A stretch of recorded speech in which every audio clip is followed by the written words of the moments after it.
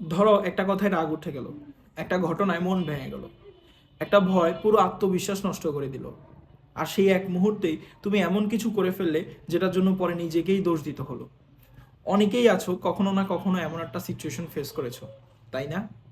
রাগে ভুল কথা বলে ফেলা, দুঃখে নিজেকে গুটিয়ে নেওয়া, ভয় সিদ্ধান্ত পিছিয়ে দেওয়া, এরপর মাথা ঠান্ডা হলে মনে হয় আমি এটা কেন করলাম।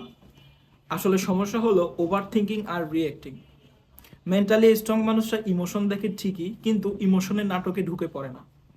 মানে কি?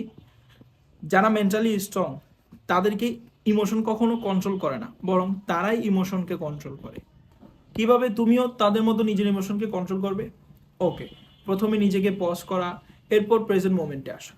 কিছুক্ষণ থামো এবং একটু শান্ত থাকো, কারণ ওভার থিঙ্কিং আসে পাস্ট আর ফিউচারের কথা চিন্তা করলে। তাই ওই সিচুয়েশনটায় প্রেজেন্ট মোমেন্টে থাকো।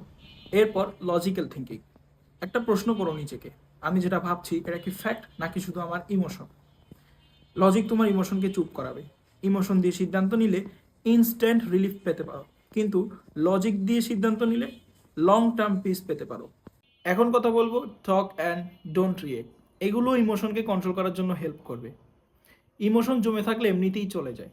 চিৎকার না করে, অভিযোগ না করে, শুধু পরিষ্কার কথা বলতে পারো। ওভার রিয়েক্ট করে ফেললে কিন্তু শেষ। এটা করা যাবে না। মেইন কথা হলো, তুমি যার সামনে ইমোশন কন্ট্রোল করতে চাও তার সাথে যুক্তিপূর্ণ কথাবার্তা বলো। শেষ পয়েন্ট হলো ইগনোর দ্য ড্রামা। সব পরিস্থিতিতেই রিয়েক্ট করা এটা শক্তি না। কিছু ড্রামা ইগনোর করাই সবচেয়ে বড় ম্যাচিউর রেসপন্স। যারা মেন্টালি স্ট্রং তারা জানে সব কথার উত্তর দিতে হয় না। যে আজ নিজের রাগ কন্ট্রোল করলো সে একটা সম্পর্ক বাঁচালো। এটা হতে পারে বিজনেস রিলেটেড সম্পর্ক অথবা ব্যক্তিগত সম্পর্ক। যে ওভার থিঙ্কিং কন্ট্রোল করলো সে নিজের শান্তি বাঁচালো।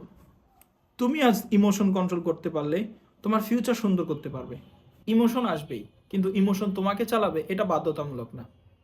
ইমোশন একটা সিগন্যাল, কোনো ডিসিশন না। যে এটা শিখে ফেলে সে মেন্টালি স্ট্রং হয়ে যায়।